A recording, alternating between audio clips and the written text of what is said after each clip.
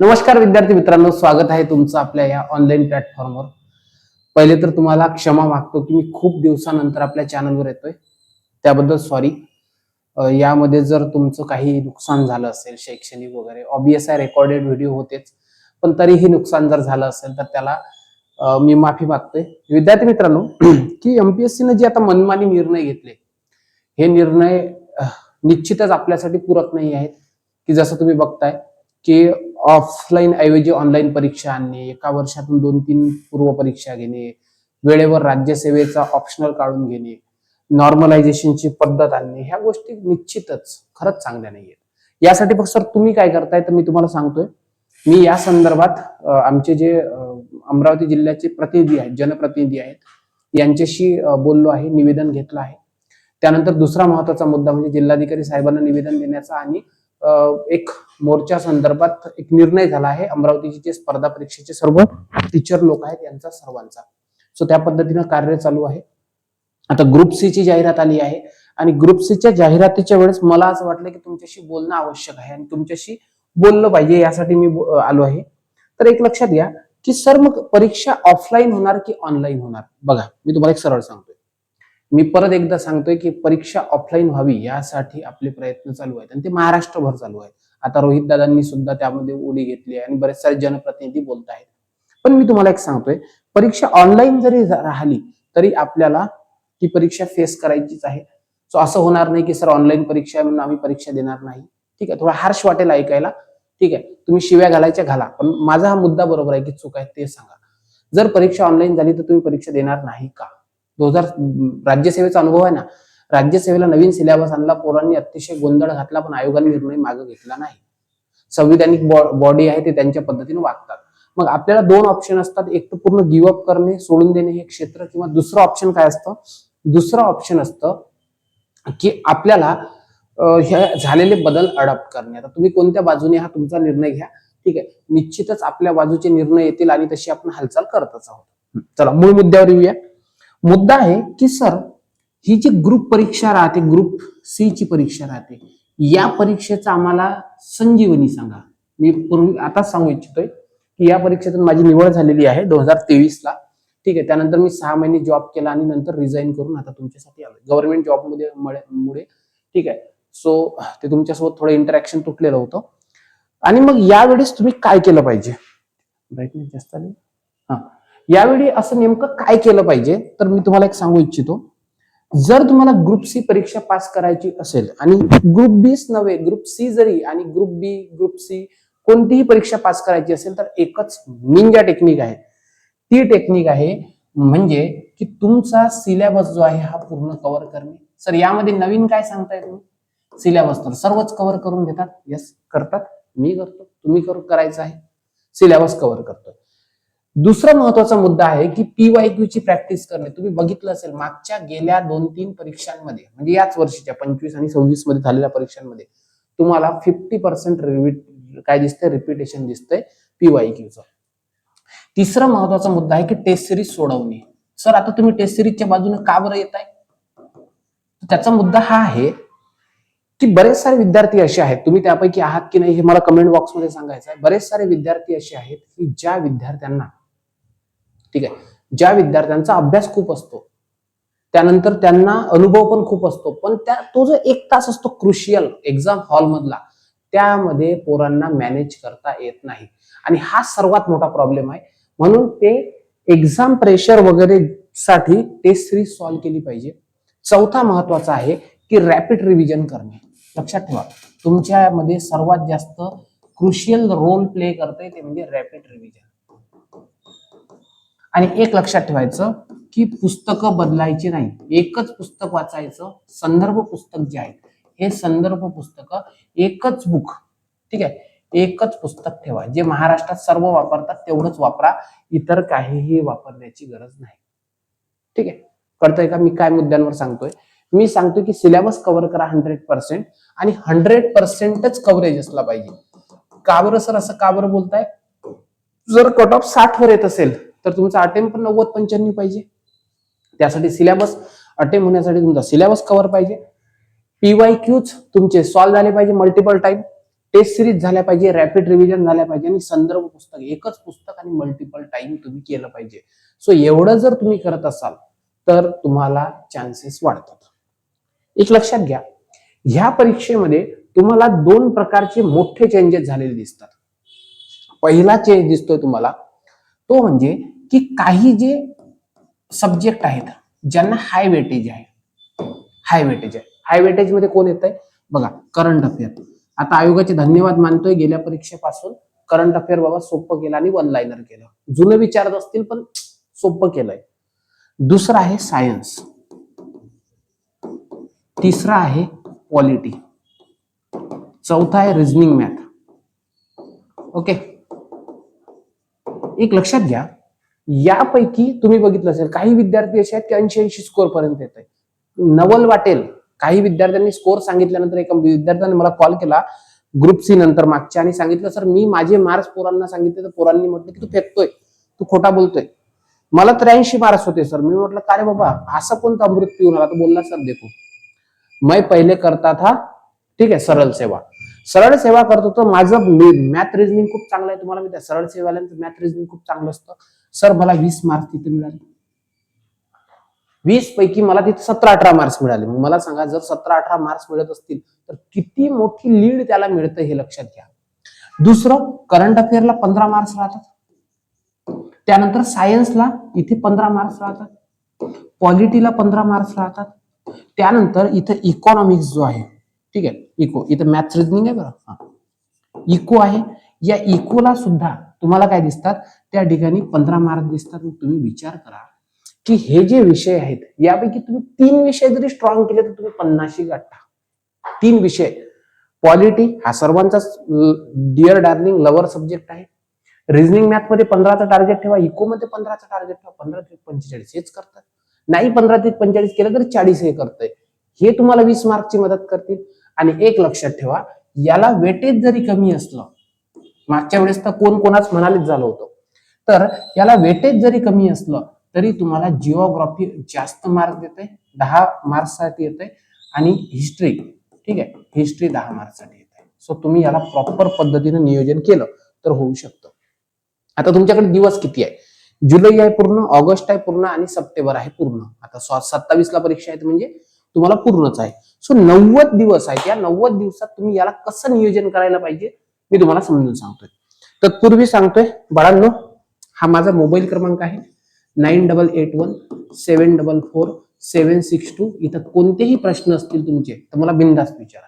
9881744762. आता एक लक्षात ठेवा, तुमच्या अभ्यासाची रणनीती काय असली पाहिजे तर बाळांनो मी तुम्हाला सरळ सांगेल. पहिला मुद्दा की आपण तुमच्यासाठी फ्री मेंटरशिप चालू केली आहे ग्रुप बी सी साठी.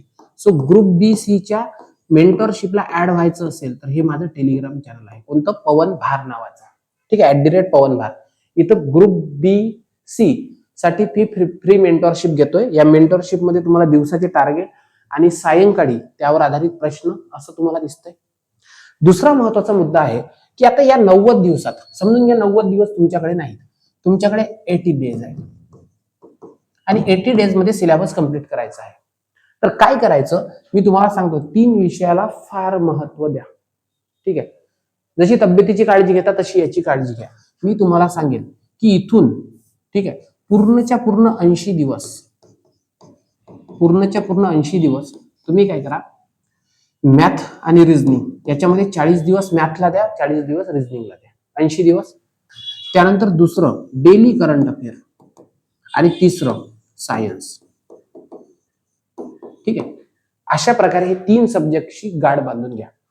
गाठ अशी बांधायची की या विषयाला दररोज 120 मिनिटं द्यायची, करंट अफेअरला दररोज 40 मिनिटं द्यायचे, ठीक आहे, आणि सायन्सला दररोज 120 मिनिटं द्यायचे. प्रॉपर द्या. हे जर केलं आणि जर तुम्ही नोट्स काढत असाल तर मी म्हणतो करंट अफेअरला 60 मिनिटं द्या. झालंय. आता हे का बरं तर लक्षात ठेवायचं, इथे तुमचा वेळ किती जातोय, इथं जातोय तुमचे 5 तास, आणि या 5 तासामध्ये रीडिंग करून कालच्या वाचलेल्या टॉपिकचे रिव्हिजन करून पीवायक्यू सॉल्व्हिंग सुद्धा होऊ शकतं. पण हे मार्क्स किती आहेत तुम्ही बघा, हे आहेत 50 marks, not a joke. 50 marks हे 3 विषय. जर 80 दिवस प्रॉपर केला तर 50 पैकी 40 तर हातात येतील ना, नाही 40 आले 35 तर हातात येतील ना. आणि दुसरं मग काय करा, पहिले 40 दिवस आणि शेवटचे 40 दिवस, ठीक आहे, अशा प्रकारे रणनीती करा. मग पहिल्या 40 दिवसात काय करायचं, 2 विषय घ्यायचे. पहिला विषय घ्यायचा, ठीक आहे, पहिला विषय तो घ्यायचा एक हार्ड मध्ये मी जातो इकोकडे, आणि दुसरं मी जातोय ते जिओकडे. याला 40 दिवस द्या, दोघांना 40 दिवस प्रॉपर. आणि काय करायचं, याला द्यायचे 90 मिनिटं, 90 याची मारायची आणि 90 याची मारायची, ठीक आहे. सो असं जर केलं तर तुम्ही 3 तास इथं घालवताय, म्हणजे झालं आता तुमचा 8 तासाचा दिवसभराचा अभ्यास. 8 तासाच्या वर अभ्यास नका करू, एवढाच आहे. तुम्ही रिडिंग मध्ये बसत जरी असाल तरी 8 तासाच्या वर अभ्यास करत नाही, मला माहिती आहे. आणि हे 40 दिवस झाले की मग जे नेक्स्ट आणि लास्ट 40 दिवस आहे, या दिवसामध्ये तुम्ही 2 विषय घ्या, पॉलिटी घ्या, ठीक आहे, आणि मग घ्या त्याला सपोर्टिंग हिस्ट्री घ्या. म्हणजे कसं होतं, सोपं कठीण असं कॉम्बिनेशन तुम्ही करा. मी सांगतो त्या पद्धतीने करा. आणि अभ्यास करताना कोणती काळजी घ्यायची, स्क्रीनशॉट करून घ्या. अभ्यास करताना कोणती काळजी घ्यायची हे सांगतोय बघा. नंबर 1, सर्वात पहिले संदर्भ ग्रंथ जे आहेत, संदर्भ ग्रंथ, हे ग्रंथ तुम्ही काय करा, मोजकेच ठेवा. जसं मी तुम्हाला सांगतोय कोणकोणते ठेवायचे. नंबर 1, रिझनिंग आणि मॅथ्स यासाठी मी सांगेल की ढवळे सरांचे पुस्तक असतील ते वापरा, किंवा कोणतेही. नाही तर म्हणाल सर तुम्ही प्रमोट करताय, नाही, ढवळे सरांचं किंवा कोणतंही पुस्तक, एनी बुक. पण मी सांगेल ढवळे सरांच्या याच्यात एक्झाम ओरिएंटेड एक्झरसाइज खूप आहे, पीवायक्यू कव्हर आहेत, म्हणून ते सांगेल. दुसरं सांगेल की सर करंट अफेअर साठी काय करायचं, तर एकच करायचं, सिम्प्लिफाईड. आणि सिम्प्लिफाईड मध्ये, ठीक आहे, वाक्य वाचायचं आणि नोट्स, त्याच्या नोट्स काढायचे शॉर्टकट मध्ये. तिसरा महत्वाचा मुद्दा, पॉलिटीसाठी काय करायचं, तर मी सांगेल तुम्हाला पॉलिटीसाठी जर तुम्ही एम लक्ष्मीकांत वापरत असाल, लक्ष्मीकांत, ठीक आहे, किंवा तुम्ही जर कोळंबे सरांचं वापरत असाल तर Kolambe sir, any one book. त्यानंतर सर्वात बेस्ट सांगेल इकॉनॉमिक्ससाठी, इकोसाठी सर्वात बेस्ट पुस्तक आहे रंजन कोळंबे सरांचं. कारण की कोळंबे सरांच्या पुस्तकातून मोठ्या प्रमाणात कव्हरेज मिळतो, डेटा कमी केलेला आहे, वाचायला सोपी जाते. त्यानंतर तुम्ही सायन्ससाठी मी तर तुम्हाला बेस्ट सांगेल, सायन्ससाठी स्टेट बोर्डच वाचा. जर तुम्ही स्टेट बोर्ड वाचले तर फारच चांगलं, सोन्याहून पिवळं होईल, मला असं वाटतंय. जर तुम्हाला वाटत असतील आणि काही प्रमाणात तुमच्यात किडे असतील तर मग तुम्ही कोणतंही पुस्तक वापरू शकता. मग ते कोलते सरांचं असेल, त्यानंतर ते काय सचिन भस्के सर आहे त्यांचं वापरू शकता, ठीक आहे. त्यानंतर हिस्ट्रीसाठी मी तुम्हाला एक सजेस्ट करेल, हिस्ट्रीसाठी समाधान महाजन सर, समाधान महाजन एकच पुस्तक आहे, वन स्टॉप सोल्युशन, ठीक आहे. आणि जिओग्राफी जी आहे, या जिओग्राफीसाठी माझं चॅनल जर तुम्ही जॉईन केलं, ठीक आहे, हे जॉईन करून घ्या, पवन बी MPSC. इथं मी माझ्या नोट्स शेअर करतोय, माझ्या नोट्स जरी वापरल्या तरी चालते. सो पवन सर नोट्स, ठीक आहे, किंवा पंचायत राज जे आहे, या पंचायत राज साठी सुद्धा मी माझ्या नोट्स शेअर करतो. आणि मी 100% सांगतोय की याच्या बाहेर काहीच येणार नाही, मी जेवढं शेअर करतोय ना त्याच्या बाहेर येणार नाही. आणि आणखी एक सांगतोय, जर तुम्हाला एवढं मोठं पुस्तक नसेल वाचायचं तर मी माझ्या आणखी नोट शेअर करतोय, फक्त टेलिग्राम चॅनल जॉईन करून घ्या, ठीक आहे, पवन सरस नोट्स, ठीक आहे. तुम्ही जर हे वापरलं पॉलिटीसाठी, जिओग्राफीसाठी आणि पंचायत राजसाठी, त्यांना राज्यसेवेत प्रश्न बाहेर जातो ना काही, जे बेस्ट स्टुडंट आहेत त्यांना माहिती आहे, त्यांना विचारून घ्या, ठीक आहे, किंवा तुम्ही वाचलं तरी तुम्हाला कळून जाईल. सो फक्त एवढंच करायचं आहे की टेलिग्राम चॅनल हे, सॉरी वेगळंच टेलिग्राम चॅनल दिलं, पवन भार हे टेलिग्राम चॅनल हे जॉईन करा. आणि दुसरं, हा माझा मोबाईल नंबर आहे 9881744762, इथं करा. फक्त वाचताना ह्या सगळ्या गोष्टी, हे संदर्भ ग्रंथांची काळजी घ्यायची, ठीक आहे. आता महत्वाचा मुद्दा हा आहे की सर वाचन कसं असलं पाहिजे. बघा, वाचन करण्याची एक पद्धत आहे, ठीक आहे, त्याला पोमोडोरो टेक्निक, PDT असं म्हणतात, ठीक आहे, पोमोडोरो टेक्निक. या टेक्निक मध्ये काय करायचं असतं, या टेक्निक मध्ये समजा तुम्ही 2 तास वाचन अभ्यास करताय तर काय करायचं बघा, लक्ष द्या, 25 मिनिट रीडिंग करायचं, हे यापूर्वी मी सांगितलंय, काही नवीन सांगतोय असं नाही. आणि 5 मिनिटं काय करायचं, त्याचं चिंतन करायचं. काय करायचं, 5 मिनिटं चिंतन. म्हणजे आता मी 25 मिनिटं वाचलोय काहीतरी, मी डोळे मिटून त्याला आठवण्याचा प्रयत्न करेल की मला ते झालं का, कारण मेंदूला रिलॅक्सेशन पाहिजे असतं. हा झाला फर्स्ट राऊंड. परत 25 मिनिटं, परत 25 मिनिटं, परत 25 मिनिटं. जर तुम्ही असं करत गेले तर बघा तुमचे 100 मिनिट रीडिंग होतं आणि 20 मिनिट्स तुमचं रिव्हिजन सुद्धा होतं. असं करायचं. अजून एक पद्धत की सर्वात पहिले कोणताही टॉपिक वाचायचा असेल तर पहिले PYQs बघणे, नंतर टॉपिक रीडिंग करणे, टॉपिक रीडिंग, त्यानंतर तिसरं तो म्हणजे PYQs सॉल्विंग. बघा लक्ष द्या, PYQs बघायचे, टॉपिक रीड करायचा आणि PYQs सॉल्विंग करायचं. हे जर तुम्ही प्रॉपर करत गेले तर बाळांनो काहीही कठीण नाही. मी तुम्हाला एवढंच सांगेन की परीक्षा द्या. AMVI चे पद आहेत, वेगवेगळे पद आलेले आहेत. सो हे तुमच्यासाठी बेनिफिशियल आहे.